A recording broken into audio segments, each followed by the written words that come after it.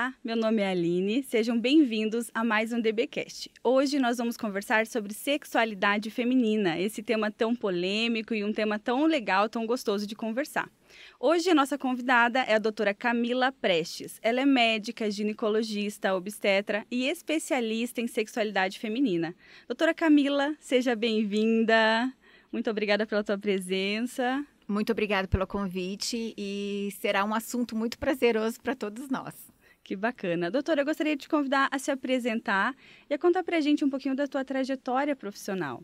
Então, meu nome é Camila Prestes, sou médica. Entrei muito cedo na faculdade, com 16 anos, e quando a gente vai ali para esse mundo da medicina, muitas vezes a gente não sabe o que vai encontrar, né? E aí, depois que finalizei a faculdade, eu decidi, por gostar muito de atender e conversar com mulheres, decidi fazer ginecologia e obstetrícia. Finalizando a residência médica, eu fiz uma especialização de cirurgia ginecológica e durante muitos anos eu fiquei atuando como ginecologista e obstetra. E aí chegou um momento na minha vida onde, graças a Deus, né, muito trabalho, eu pude optar em seguir só a carreira ginecológica, me dedicar muito ali para as mulheres que estão no climatério, na menopausa. E a sexualidade entrou na minha vida nos últimos 2 anos, quando ali na pandemia eu comecei a ficar muito ativa nas redes sociais e muitas mulheres começaram a perguntar sobre o que fazer para melhorar a libido, como chegar ao orgasmo. E eu comecei a estudar sobre esses assuntos e aí eu decidi fazer 2 pós-graduações de uma vez, né? E trazer conteúdo realmente que possa agregar na vida das mulheres. E hoje eu tenho certeza que com tudo que eu passo para as minhas pacientes no consultório e também através das redes sociais, a gente consegue fazer com que elas tenham uma vida sexual muito mais plena e prazerosa. Certo. E doutora Camila, você acha que ainda existem por parte das mulheres muito medo, uma resistência, até um certo tabu em falar sobre o tema sexo? Muito. Eu acho que a sexualidade sempre esteve presente aí na vida das pessoas, só que falar sobre sexualidade, questionar, interagir, gera, assim, até inclusive vergonha. E através das redes sociais, muitas vezes as mulheres elas não precisam se identificar. Então, elas conseguem ter hoje muito mais acesso ao conhecimento e informação, coisa que não existia antigamente. Hoje eu tenho 41 anos e tudo que eu aprendi sobre sexualidade era nas revistas antigas, alguns programas que a gente tinha ali em TV aberta. Então, hoje as mulheres, independente da idade, elas conseguem se informar. Porque muitas vezes a gente acha que a questão de falta de conhecimento é mais específico ali para jovens, mas não. Muitas mulheres já aí com idade entre 50 e 60 anos estão agora se redescobrindo ou até mesmo se descobrindo sexualmente. É isso mesmo. E qual que é a maior queixa que no teu consultório, na tua rotina do dia a dia? O porquê, qual é o motivo que as mulheres mais te procuram? Falta de libido. Hoje a gente usa a palavra libido para ser sinônimo ali de desejo. E a gente sabe que libido é essa energia, essa pulsação ali pela vida. Então, a gente acaba relacionando libido e desejo. Mas, sem dúvidas, hoje, tanto ali no meu consultório quanto nas redes sociais, a maior dúvida é o que eu posso fazer para ter libido? O que eu posso tomar para ter libido? Ou o que eu vou colocar ali no meu dia a dia para ter libido? E depois disso como eu faço para chegar ao orgasmo? Parece que é uma coisa tão simples, mas não. Hoje, em torno de 30% das mulheres nunca tiveram orgasmo, em torno de 55% nunca tiveram orgasmo durante a penetração e uma média ali em torno de 28%, 30% também relatam que não tem desejo. Doutora, e fala pra gente, então, o que pode estar impactando nesse desejo das mulheres, né, nessa procura por libido, nesses questionamentos? O que a gente precisa entender é que a libido ela é multifatorial, ou seja, inúmeros fatores podem fazer com que a libido fique baixa ou que fique alta, ou que ela tenha desejo ou que não tenha desejo. Entre esses fatores, que tem aí uma lista grande, a gente pode relacionar tabus, preconceitos, medos, limitações, traumas, históricos de abuso, relacionamentos. Então, muitas mulheres estão aí hoje em relacionamentos abusivos, relacionamentos de longo período, onde já não tem mais aquela conexão ali como casal. Síndromes metabólicas hoje, né? Quantas mulheres estão aí obesas, sedentárias, que têm uma alimentação inadequada ou que apresentam irregularidades hormonais. Então, isso é super importante a gente conversar. Outras questões também, baixa autoestima da mulher se olhar no espelho, dela não se gostar, e aí ela não consegue se soltar ali para o contato íntimo. Principalmente depois da pandemia, muitas mulheres começaram a utilizar medicamentos ansiolíticos e antidepressivos. E esses medicamentos, eles podem sim interferir também no desejo. E principalmente as questões relacionadas aos métodos contraceptivos. Hoje, muitas mulheres jovens relatam diminuição ou falta de desejo porque os hormônios estão bloqueados através do método contraceptivo que elas usam. O que a gente sempre orienta? Claro que muitas vezes, eu falando assim de uma forma generalizada, as mulheres não conseguem se conectar ou tentar e descobrir ali o que está causando a baixa libido. E eu sempre falo, olha, o ideal seria você tentar no dia a dia identificar aquilo que está ruim. Será que é o excesso de trabalho? Hoje a gente sabe que as mulheres, elas tem tripla jornada, né? Muitas acordam cedo, já organizam a casa, vão trabalhar, depois cuidam dos filhos, do marido, chegam em casa ou no final do dia já está exausta e ainda tem que cumprir as tarefas ali de casa. E olha, uma coisa super interessante, eu fiz uma pesquisa o ano passado no meu Instagram, onde eu pedi para algumas mulheres relatarem 5 prioridades. Uma única mulher relatou que ela tinha, em 5º lugar, a prioridade de melhorar a qualidade sexual dela. E todas as outras, todas colocaram vários fatores, né, ali como prioridade, não colocaram a relação sexual como prioridade. Eu acho isso que acontece também, a gente deixa o contato íntimo, a relação sexual de lado, colocando vários outros fatores. E isso também é uma coisa que a gente precisa levar em consideração. Realmente é multifatorial essa questão da libido e do desejo, né? Qual a importância dos hormônios nas diferentes fases da vida da mulher, né? Então, desde a menstruação até o climatério, menopausa, como que eles impactam na vida da mulher? Nós, mulheres, temos 2 principais hormônios sexuais, o estrogênio e a testosterona. Então, eles são fundamentais, desde a parte do desejo, da excitação e do orgasmo. Quando esses hormônios não estão sendo produzidos de forma adequada, podem sim influenciar no desejo da mulher. Quando a mulher está ali em idade jovem, ela tem muito receio ou muitas não querem engravidar neste momento. E aí elas usam métodos contraceptivos hormonais. Para que esses métodos contraceptivos hormonais ajam no corpo, eles precisam bloquear a própria produção dela. Se ela não está produzindo os hormônios sexuais, teoricamente, o desejo vai ficar diminuído. Só que é super importante a gente levar em consideração 2 fases na vida da mulher, o climatério e a menopausa. A menopausa é uma data. Nós consideramos que a mulher está em menopausa depois que ela ficar 12 meses sem nenhum ciclo menstrual. Só que o período que antecede essa última menstruação, ele chama climatério. E é no climatério que começa aquela lista gigantesca de sintomas, de baixa energia, baixa disposição, baixa libido, dificuldade de excitação ou de chegar ao orgasmo, alterações no sono, ganho de peso, dificuldade de emagrecer, alterações emocionais e a lista é grande. E também irregularidades menstruais e as ondas ali de calor. E é neste momento que a mulher ela já precisa passar em consulta com o ginecologista para que ele faça ali uma avaliação e comece, se necessário, um equilíbrio hormonal. Por quê? E aí ela passa por essa fase sem todos os sintomas que atrapalham de uma forma geral. E atrapalham também a libido, porque se ela está acima do peso, não consegue dormir, emocionalmente não está bem, ciclos menstruais irregulares, isso tudo vai influenciar no desejo. E o climatério é um período onde ela produz os hormônios, só que esses hormônios eles já não estão sendo produzidos de forma regular. E a menopausa não tem mais produção hormonal. E é esse momento em que a gente precisa olhar para essas mulheres e tratá-las de forma adequada para que elas possam viver aí o período da pós-menopausa de uma forma muito mais prazerosa, tendo contato íntimo com o parceiro. Porque as pacientes falam assim para mim, doutora, hoje eu tenho 50 anos, eu estou no auge da minha vida profissional, da minha vida pessoal, meus filhos já estão criados, mas eu não tenho desejo, eu não tenho libido, não tenho lubrificação, eu tenho muita dificuldade de chegar ao orgasmo E para mim acaba sendo uma tortura manter o contato íntimo. E é neste momento que a função hoje do ginecologista, principalmente com esse foco na sexualidade, deve intervir, oferecendo hoje todos os tratamentos disponíveis, desde terapia de reposição hormonal e várias tecnologias, porque a indústria tem olhado hoje para os ginecologistas e para as pacientes, né, que procuram ali esse ginecologista de outra forma. Então, hoje nós temos aí o uso do laser, da radiofrequência, da LED-terapia, produtos específicos para a mucosa íntima, para melhorar a hidratação, lubrificação, produtos que amenizam dores ou tiram dores ali durante o contato íntimo. Então, as mulheres hoje não precisam mais sofrer. Pelo contrário, elas podem passar por esse período de uma forma muito mais tranquila.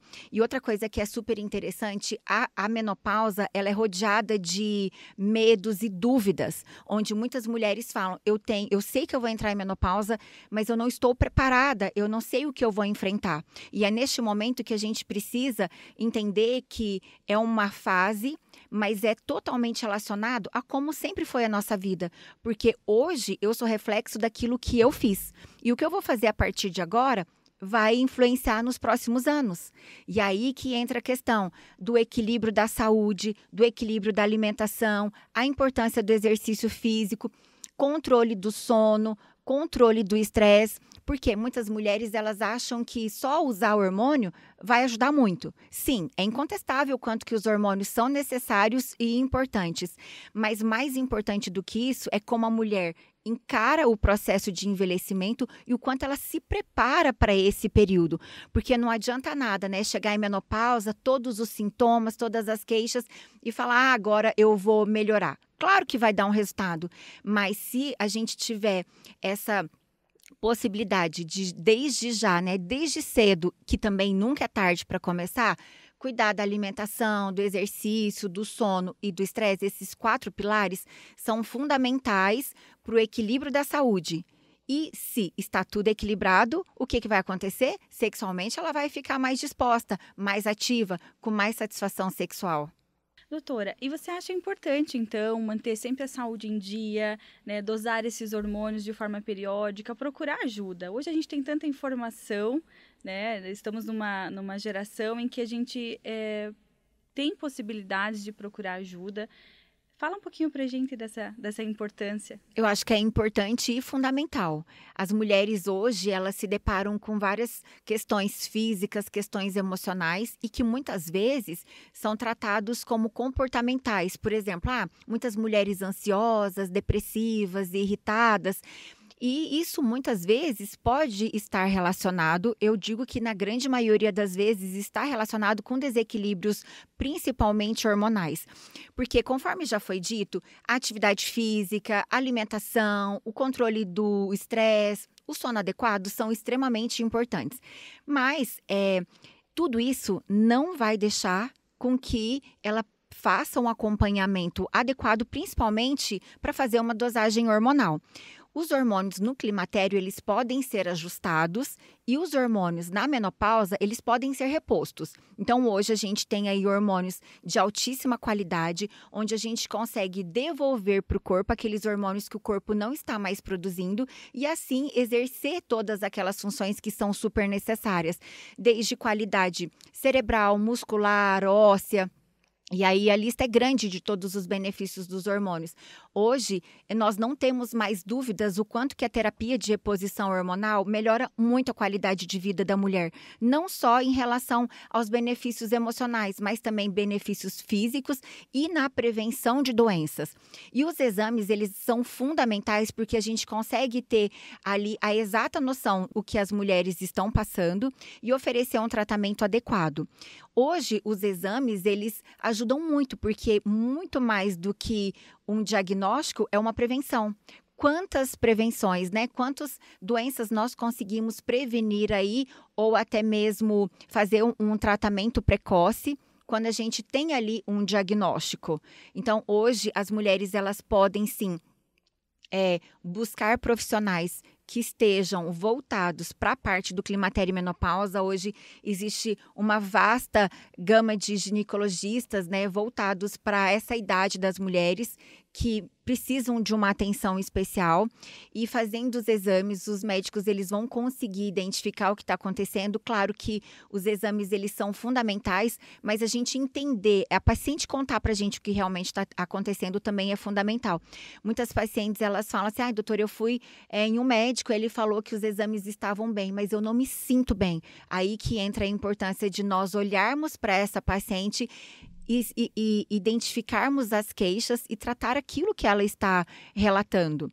Então, sim, todos esses pilares que eu falei são fundamentais, mas a questão de passar em consulta ginecológica, fazer ali os exames de rotina, dosagens de sangue, são fundamentais para que ela tenha uma qualidade de vida. Pensando que antigamente as mulheres elas viviam até os 50 anos. Hoje as mulheres estão vivendo até os 86, 90. O que a gente precisa levar em consideração?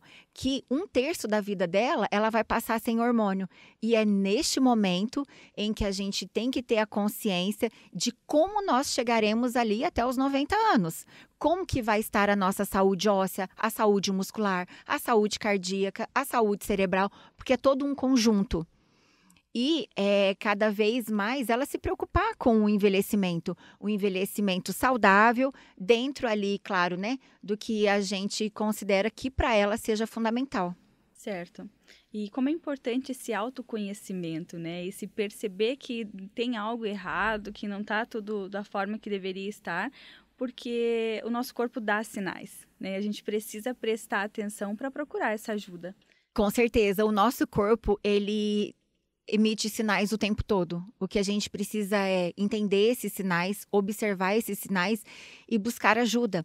Com o passar do tempo, os nossos hormônios, naturalmente, eles vão decaindo e, naturalmente, nós vamos percebendo ali todas essas mudanças. Só que, muitas vezes, nós falamos assim, eu tô cansada porque eu tô trabalhando demais, tô cansada porque eu fico muito no trânsito, tô cansada porque o excesso de atividades no dia a dia. Isso é, claro, muito significativo, mas ao mesmo tempo, quando a gente tem esse equilíbrio de vitaminas, nutrientes e principalmente hormonal, a gente consegue ficar muito mais dinâmico, com mais energia, mais disposição, com mais libido, com uma pele melhor, um cabelo melhor, consegue ter ali energia para fazer uma atividade física. E quando está tudo organizado, e muitas vezes as pacientes falam, doutora, mas é muita coisa para a gente conseguir organizar. Sim, é muita coisa, então a gente não precisa colocar tudo de uma vez só na nossa rotina. Mas a gente pode começar caminhando mais, mudando a alimentação. Hoje a gente sabe, né, assim como a sexualidade, tantos profissionais da saúde estão falando muito sobre os benefícios da alimentação saudável. A gente pode ter e colocar mudanças no nosso dia a dia para controle do estresse. É difícil, mas a gente pode colocar ali uma música mais voltada para uma meditação, tirar ali alguns minutinhos para tentar abaixar esse cortisol, dar uma centrada ali no nosso emocional. A gente consegue colocar práticas no nosso dia a dia que façam com que a gente tenha um sono melhor e também práticas no dia a dia para estimular a nossa libido. Eu gosto de falar muito que para a mulher chegar ao orgasmo, ela precisa estimular o clitóris. Mas para ela ter libido, ela precisa estimular o cérebro. E é isso que acontece. Muitas vezes a gente acha que a libido, ou que a saúde, que a energia, que a disposição vão bater ali na nossa porta. Mas não é isso que acontece. A gente precisa ir atrás. Dá trabalho? Dá trabalho. Mas quando a gente se habitua, aquilo ali se torna uma rotina. E aí vai virando um ciclo vicioso de benefícios, porque aí você tem mais energia, mais disposição, malha, tem um resultado físico e durante o exercício físico você libera uma série de hormônios do prazer, do bem-estar, melhora a performance sexual e depois ali do orgasmo, uma série de benefícios do prazer, do bem-estar e aí o corpo vai identificando que aquilo ali é sim prazeroso e aí ela tem vontade de cada vez se cuidar mais.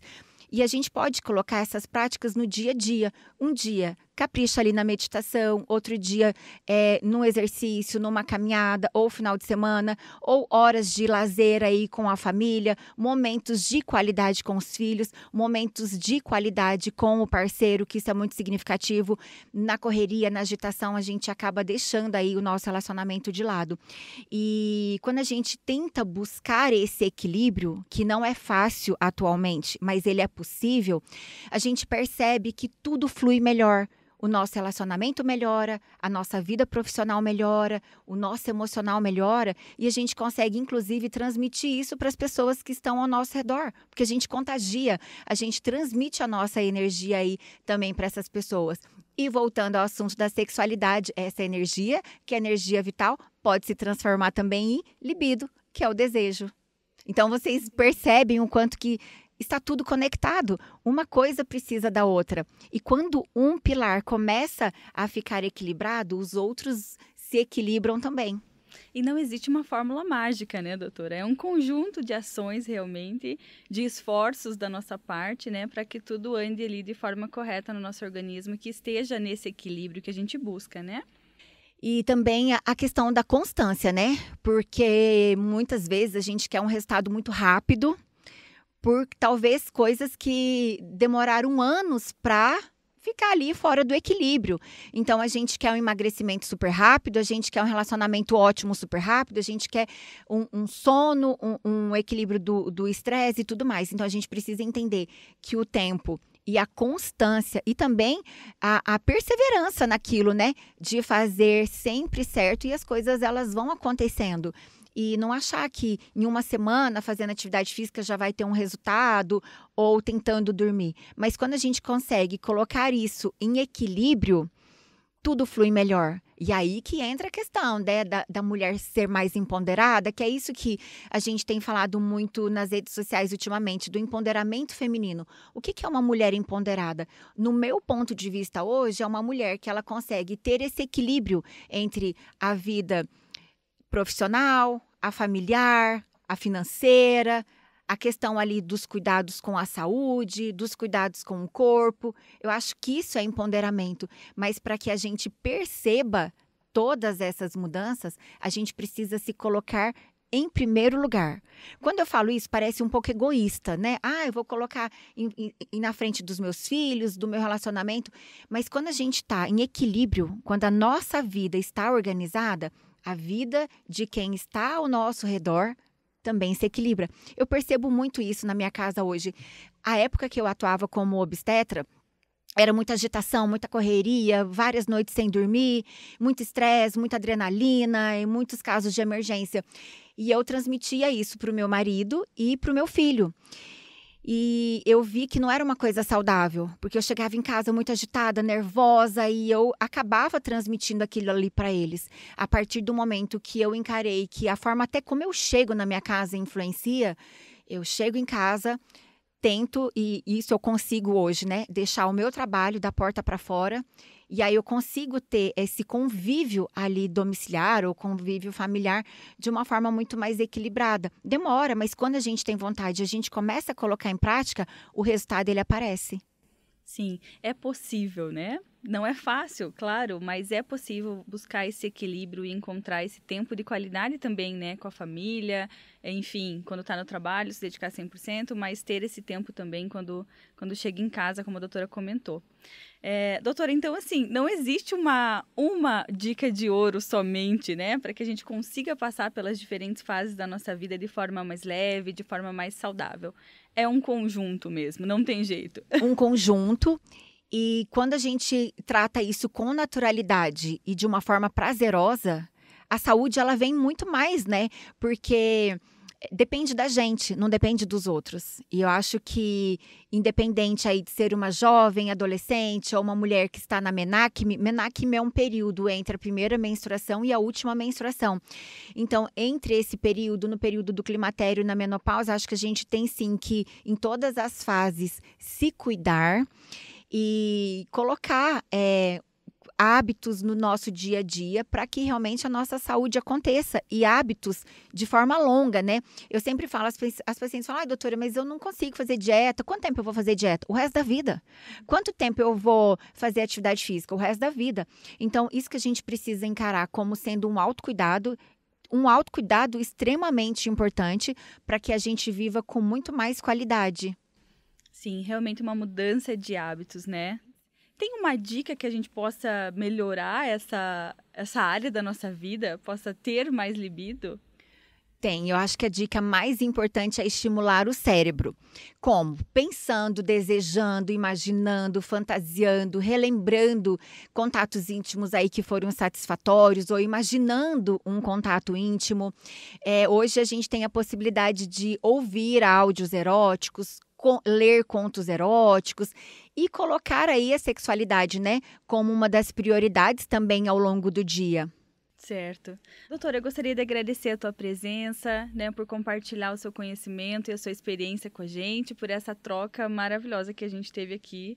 Muito obrigada novamente. Eu que agradeço a oportunidade. Eu queria deixar um recado aqui para todas as mulheres para se amarem, se cuidarem, não deixarem de colocar a saúde como uma das prioridades, não deixar de colocar aí o contato íntimo, a sexualidade também como uma das prioridades. Faça suas consultas regularmente, busque a ajuda de um ginecologista se você está passando por uma fase em que apresente, né, alguns daqueles sintomas que eu falei, não deixe de buscar ajuda. Eu tenho certeza que o médico ele vai poder te orientar, ajudar e já coloque em prática atividade física, alimentação equilibrada, sono adequado e controle do estresse. Você vai ver que ajustando esses 4 pilares, tudo melhora.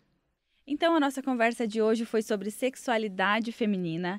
Este conteúdo ficará disponível na UniDB e também nos nossos agregadores em formato de podcast. Muito obrigada!